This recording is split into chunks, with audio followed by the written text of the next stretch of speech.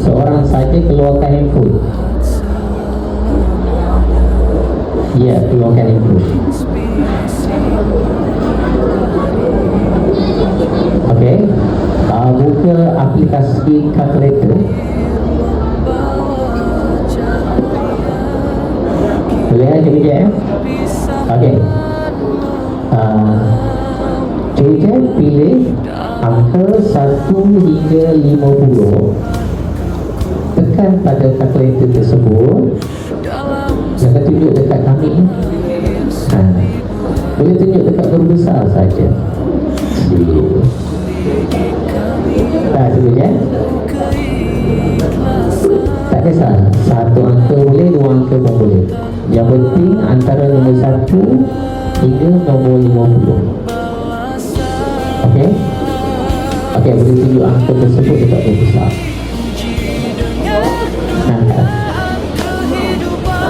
Jangan sebut. Saya suka. Tadi ada yang dah sebut 45. Tinggal lain.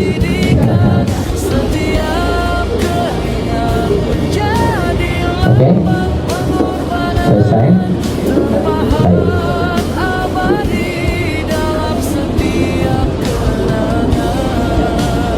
Okey. Dekat tangan cikgu ni ada 6 tingkat. Ya?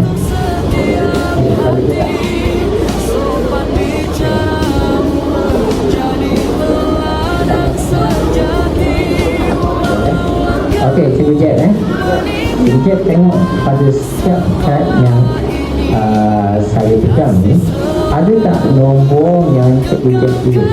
Kalau ada, sebut ada. Kalau tak ada, sebut tak ada. Itu dia. Okey, kad yang pertama ada. Kad yang kedua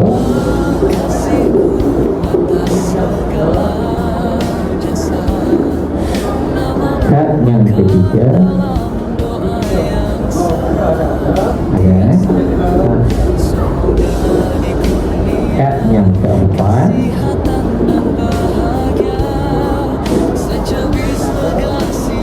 tak ada.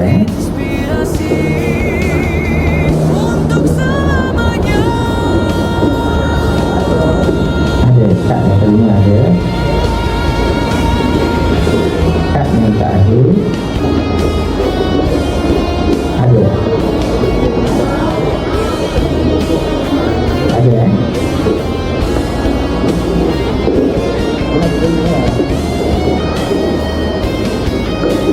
tadi nombor tak boleh 50 kan? Tapi penting kan? Tak apa. Baik, kita cuba tekan. Okey. Sama ada betul atau salah, cuba lain. Kita cuba lap dari sikit.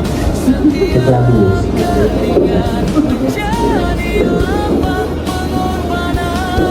Okey. Nampak dah. 52.